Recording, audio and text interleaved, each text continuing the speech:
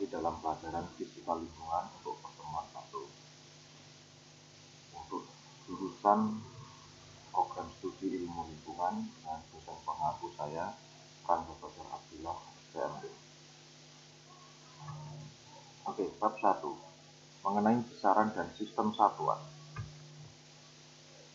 Pendahuluan, fisika adalah ilmu pengetahuan yang mempelajari benda-benda di alam, gejala-gejala, kejadian-kejadian alam, serta interaksi dari benda-benda di alam.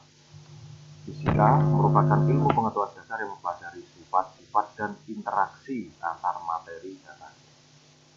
Fisika merupakan ilmu pengetahuan yang didasarkan pada pengamatan eksperimental dan pengukuran kuantitatif atau metode ilmiah. Sejarah pengetahuan fisika, yaitu fisika klasik sebelum tahun 1920, ada beberapa perbedaan, yaitu posisi dan momentum partikel dapat ditetapkan secara cepat. Ruang dan waktu merupakan dua hal yang terpisah sesuai berdasarkan hukum Newton. Kemudian setelah tahun 1920 ada teori relativitas oleh Albert Einstein yang mengatakan ketidakpastian posisi dan momentum partikel. Ini relatif. Momentum dan partikel itu relatif. Relatif di sini artinya tergantung siapa yang mengamati. Dan ruang dan waktu merupakan satu kesatuan. Ini juga relatif. Jadi ruang dan waktu itu merupakan satu kesatuan.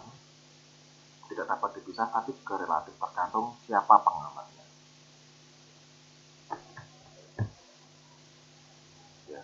Masuk ke sub pokok bahasan, yaitu besaran dan satuan.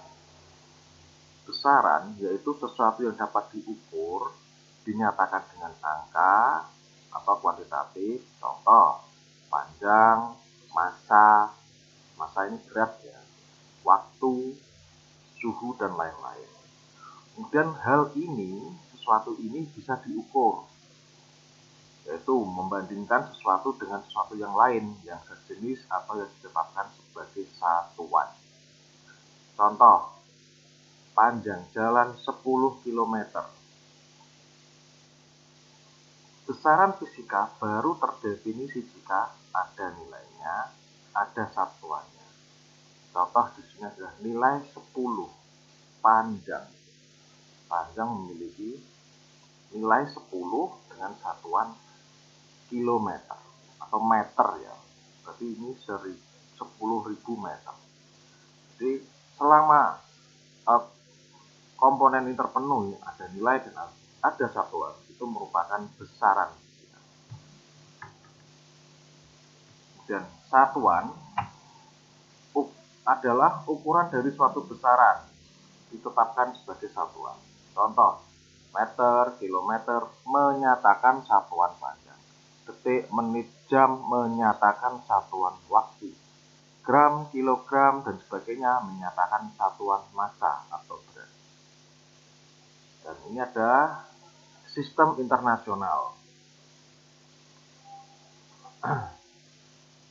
Sistem satuan yang telah disempurnakan atau yang paling banyak dipakai di sekarang ini.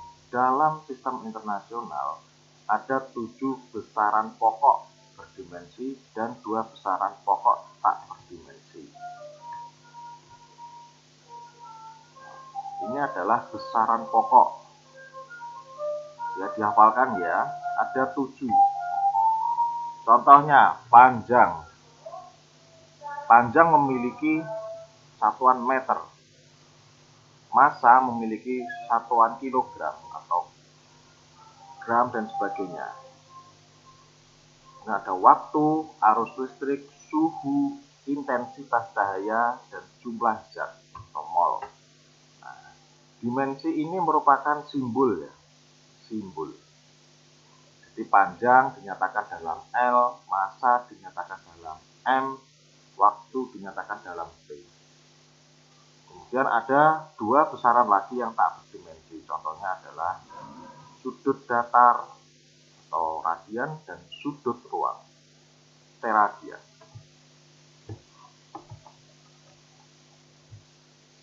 Dimensi Guna dimensi itu untuk menentukan satuan dari suatu besaran atau untuk meneliti kebenaran suatu rumus atau persamaan. Cara besaran itu tersusun oleh besaran pokok. Dimensi ya, jadi misal panjang memiliki dimensi L. Kemudian besaran turunan, besaran yang diturunkan dari besaran pokok. Jadi turunannya besaran-besaran pokok ini merupakan besaran turunan. Nah, contoh dimensi ya. Kita punya satu titik. Ini tidak berdimensi karena hanya memuat informasi jumlah, tidak memiliki satuan. Ya, tidak memiliki dimensi, entah itu panjang, berat, ataupun sebagainya. Kemudian dikalikan 2, kalau kita ingin meningkatkan dimensinya biasanya dikalikan 2. Ada 2 titik. Memuat informasi besaran atau nilai berupa panjang. Ini ada panjangnya ya. Panjang yang menghubungkan 2 buah titik. Termuatlah dimensi panjang atau simbolnya L besar. Kita kalikan 2 lagi, kita memiliki 4 titik. Ini memuat informasi besaran atau nilai berupa panjang kali panjang, panjang kali panjang, panjang kali panjang, sudah terbentuk 4 titik, atau biasa kita sebut dengan istilah panjang kali lebar. Memiliki hasil berupa luas atau bidang. Ya, bisa kita sebut sebagai ini sumbu X, ini sumbu Y. X, Y. Kalau ini hanya satu sumbu saja, sumbu X saja. Yaitu dimensinya X satu dimensi. Kalau ini memiliki 2 dimensi, ada sumbu X dan sumbu Y. Ada panjang kali panjang atau bisa kita sebut panjang kali lebar. Kemudian kalau kita kalikan 2 lagi, bidang ini kita kalikan 2, 4 titik dikalikan 2, menghasilkan 8 titik, yaitu memuat informasi besaran atau nilai berupa panjang, panjang, panjang. Ini ada panjang, ada panjang, ada panjang. Atau bisa kita sebut dengan panjang kali lebar kali tinggi. Atau sumbu X, sumbu Y, atau sumbu Z. Sumbu X ini menyatakan panjang, dimensinya panjang. Sumbu Y menyatakan lebarnya juga dimensinya panjang. Sumbu Z menyatakan tinggi yang berdimensi juga panjang, memiliki panjang. Memiliki hasil berupa isi atau volume. Jadi kubus ini memiliki volume ya, bisa diisi mau ke sini, ke sumbu X bisa, ke sumbu Y bisa, ke sumbu Z bisa. Kita misalkan punya suatu benda itu bisa bergerak kanan, kiri, atau atas. Ya, memiliki 3 dimensi itu seperti itu, bisa bergerak ke kanan, kiri, atau atas. Ada ruang di dalamnya. Kalau 2 dimensi tadi hanya ada bidang, hanya bisa bergerak ke kanan dan ke kiri, tidak bisa ke atas. Oke, lanjut. Adakah contoh yang memiliki 4 besaran atau 4 dimensi? Kira-kira mungkin tidak suatu peristiwa atau benda atau fenomena itu memiliki gambaran terkait 4 besaran atau 4 dimensi. Kita bahas. Kita misalkan punya sebuah kubus tadi. Kubus tadi berwarna merah. Dipompa selama 4 detik. Sehingga menghasilkan kubus biru yang lebih besar dengan pertumbuhan kubus sejajar dengan timeline atau garis waktu berwarna hijau selama 4 detik. Keterangannya ada di sini. Berarti kita memiliki 16 titik memuat informasi besaran atau nilai ya dimensi tadi berupa panjang, panjang, panjang, sumbu X, sumbu Y, sumbu Z, ya. Ini ada volume dan ditambah lagi dimensi keempatnya, dimensi ke-1, kedua, ketiga, dan dimensi keempatnya itu kita ibaratkan tadi waktu, timeline. Garis hijau ini menunjukkan waktu. Misal gini, kubus merah adalah kondisi pengamatan saat waktunya 0, T sama dengan 0 detik. Kubusnya seperti ini. Kemudian kubus biru adalah kondisi pengamatan saat waktu atau T sama dengan 4 detik. Sehingga garis hijau adalah garis imajiner yang menggambarkan waktu selama 4 detik. Oke, ini kalau kita menggunakan 4 dimensi, ketiganya merupakan dimensi panjang, MMM tadi memiliki panjang, dan dimensi keempatnya memiliki T atau waktu. Gambar di samping ini membuat informasi dimensi ruang dan waktu atau biasa disebut dengan tesseract. Kotak ini atau ada kubus yang ada kubus di dalamnya ini familiar atau terkenal dengan nama tesseract. Ruang atau 3 dimensi plus waktu, dan kita memiliki 4 dimensi. Contoh lagi, misalkan seseorang meniup balon selama 4 detik. Ya, kita ibaratkan tadi bukan kubus, tapi balon atau bola. Dia memiliki ruang. Di dalamnya ada volume, ada isinya. Detik pertama, misal balon pertama kali ditiup, itu masih kecil. Ya, volumenya sangat kecil. Oh, maaf, ini maksudnya sudah detik kedua, detik ketiga, dan ini detik keempat. Di detik kedua, balon semakin membesar. Kemudian detik ketiga dan detik keempat. Ini sejajar dengan garis hijau, yaitu garis waktu atau timeline selama 4 detik. Pertanyaannya adalah, apa yang terjadi pada balon tersebut? Tentu balon ini menjadi semakin membesar karena ditiup. Sehingga volumenya membesar, isinya pun membesar. 2. Apakah balon dan orang tersebut adalah objek yang sama? Ya, orangnya masih orang yang sama, dan balonnya juga balon yang sama. Pertanyaan ketiga, jika sama, mengapa masing-masing detik pengamatan berbeda? Apa yang menyebabkan? Dalam masing-masing detik memiliki hasil pengamatan yang berbeda karena terjadi pertumbuhan volume sejajar dengan timeline atau garis waktu. Semakin banyak detik yang dihasilkan, semakin banyak volume yang dihasilkan oleh balon tersebut. Sampai sini paham ya? Jadi ini seperti frame film 4 detik. Itu memuat informasi volume balon yang berbeda-beda, padahal objek yang diamati itu balon yang sama. Sehingga seolah-olah kita seperti memiliki 4 balon hanya dalam waktu 4 detik. Tapi kalau kita misalkan punya file film ya, itu misal frame-nya adalah 1 frame per detik. Jadi FPS frame per second-nya, misalnya dijadikan video gitu ya, itu 1 detik itu tercret frame pertama, detik pertama, ini frame ke detik kedua, ini frame ke detik ketiga, ini frame detik keempat.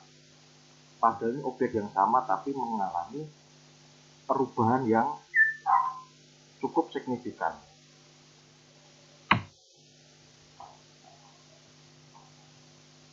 Terjadi pertumbuhan atau perkembangan volume isi balon selama 4 detik. Mulai dari detik ke-1 hingga ke detik ke-4. Ya, padahal ini balon yang sama. Jadi seolah-olah dimensi keempatnya itu adalah waktu. Dimensi ketiganya tadi ya, volume atau isi balon. Jadi ini kan juga memiliki panjang, lebar, tinggi di dalamnya, tapi karena berbentuk balon sehingga tidak begitu kelihatan mana panjang, mana tinggi, mana lebar, karena bentuknya bola. Tapi dia mengalami perkembangan di masing-masing dimensinya yang dipengaruhi oleh dimensi keempat, yaitu waktu. Jadi keseluruhan gambar bola ini, perkembangan bola atau balon ini merupakan contoh bentuk pengamatan 4 dimensi.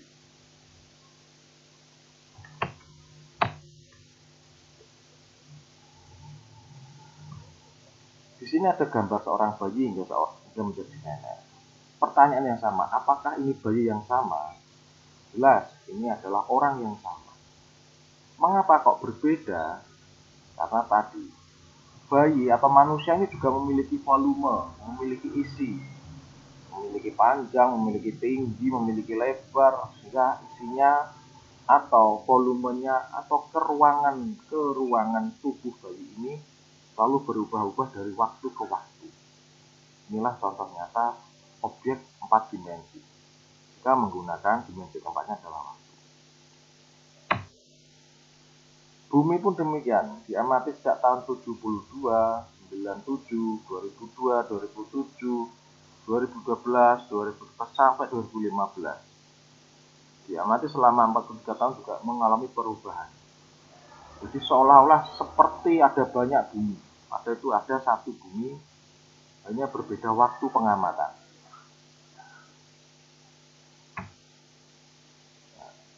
Contoh yang lebih jelas adalah apabila kita suka film, terutama film-film fiksi ilmiah, di sini saya mengambil contoh film Interstellar.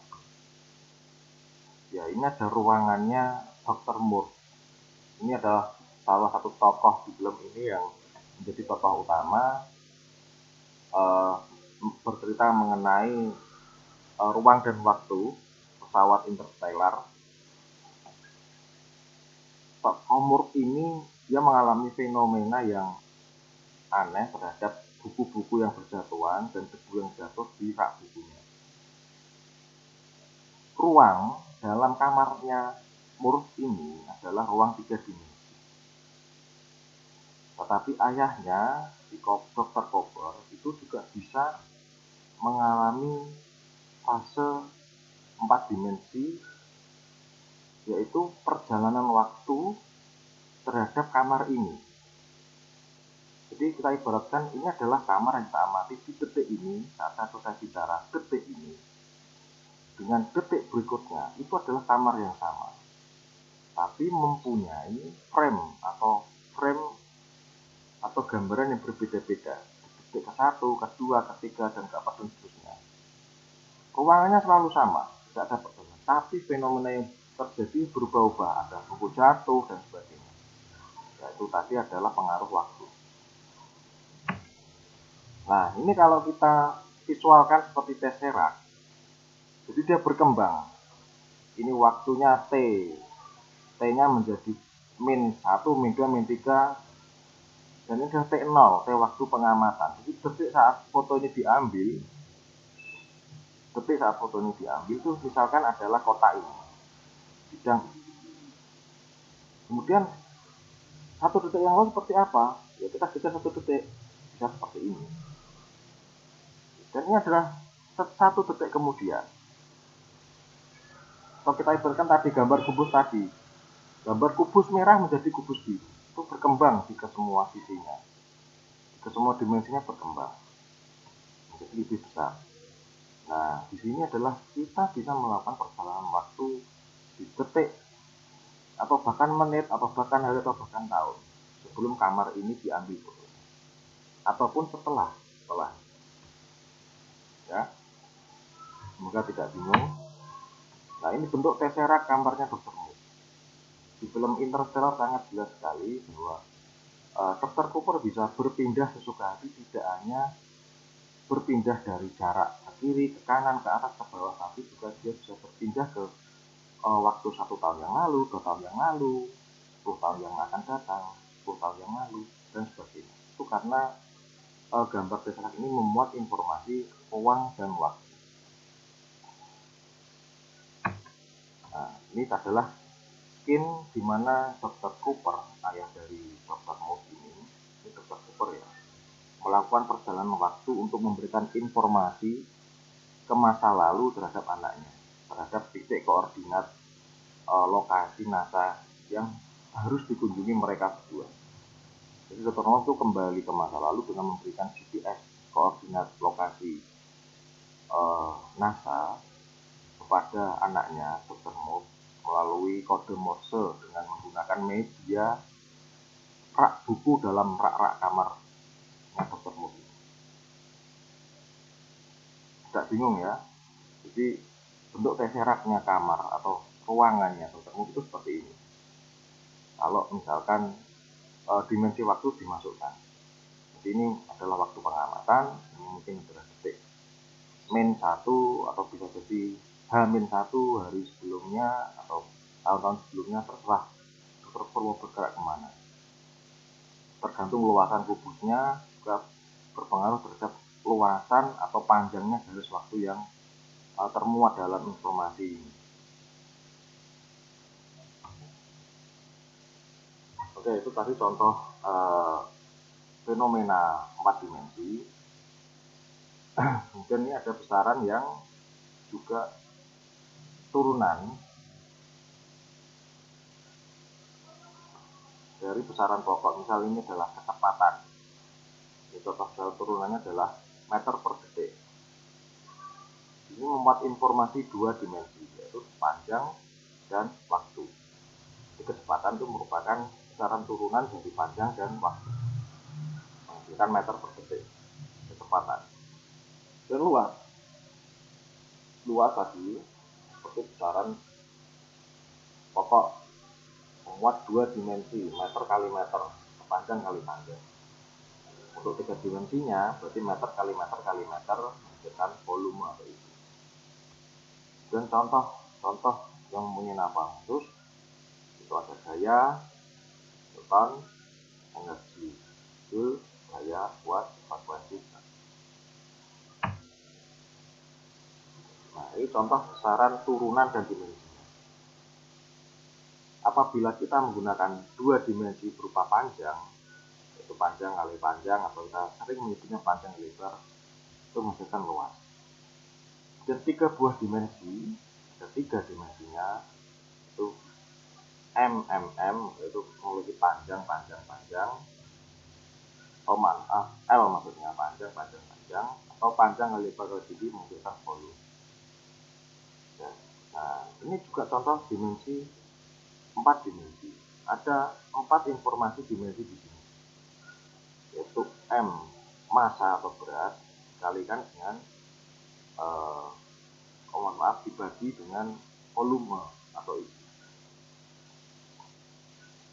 Kemudian ada kecepatan, yaitu dari waktu dibagi perpindahan,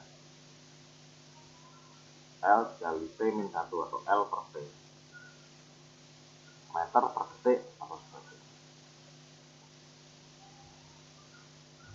Ya, ini ada contoh-contoh yang lain. Tinggal kita hitung aja berapa dimensinya.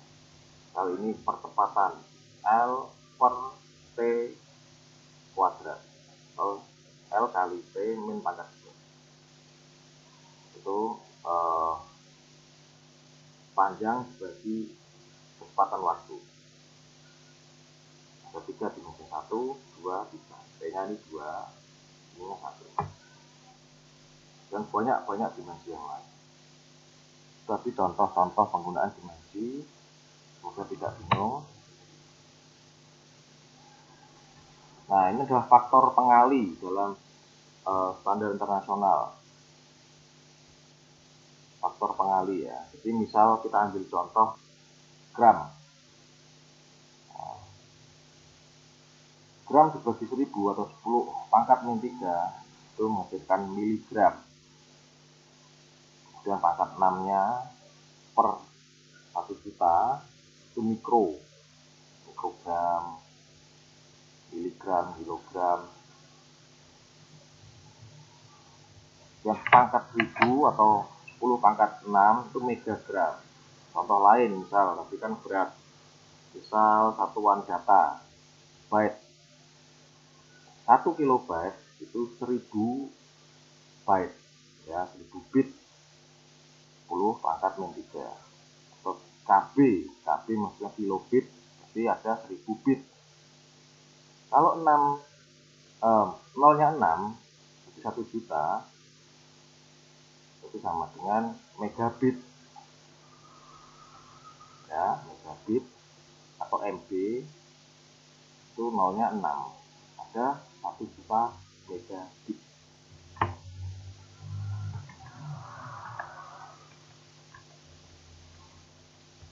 Kemudian untuk gigabit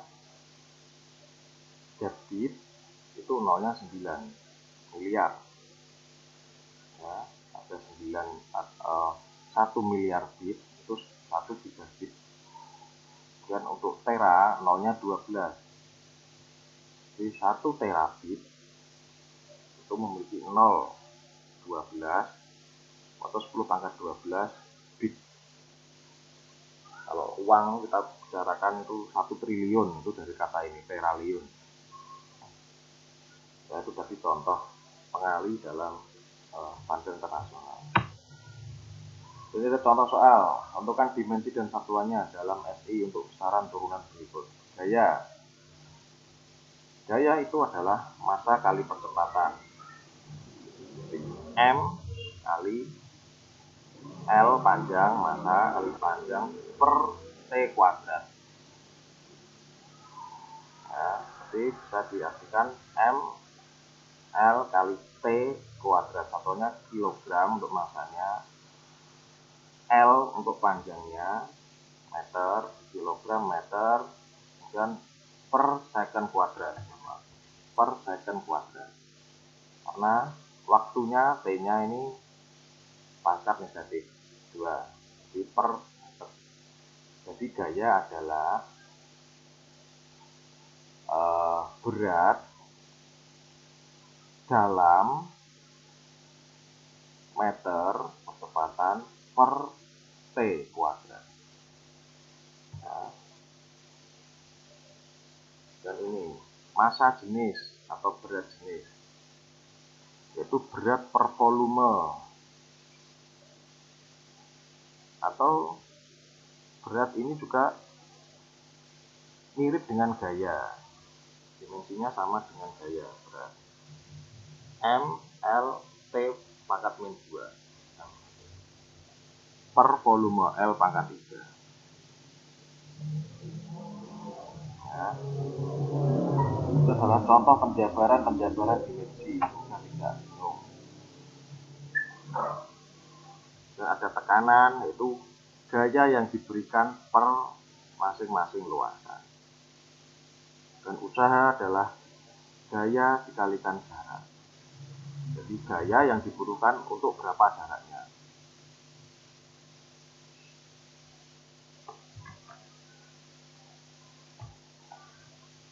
Kemudian contoh soal yang kedua adalah pembuktian besaran-besaran berikut adalah identik. Contoh, energi potensial, massa kali gravitasi kali tinggi, mg.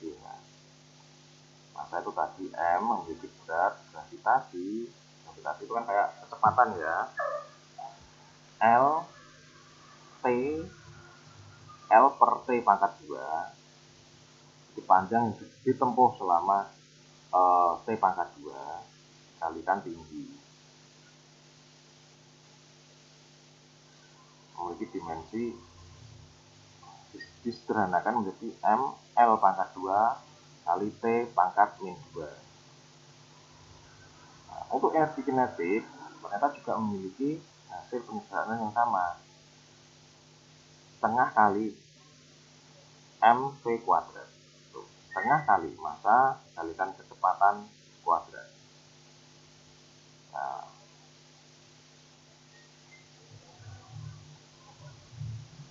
kalau dikalikan 2 semua berarti massanya menjadi M penuh, tidak setengah lagi, setengah dicoret. Kemudian kecepatannya LT pangkat min 1 dikalikan 2, karena di sini kali 2, ini harus dikalikan 2, sehingga didapatkan penyederhanaan adalah M massanya kali L tadi panjang kecepatannya ini ya, L pangkat 2 kecepatan kali T pangkat min 2, sudah identik, M L pangkat 2 kali T pangkat min 2, sama seperti ini. Keduanya energi potensial dan energi kinetik memiliki dimensi yang sama atau identik. Ya, cukup jelas ya. Sekian untuk pertemuan pertama mata kuliah fisika untuk ilmu lingkungan kali ini. Terima kasih atas perhatiannya. Assalamualaikum warahmatullahi wabarakatuh.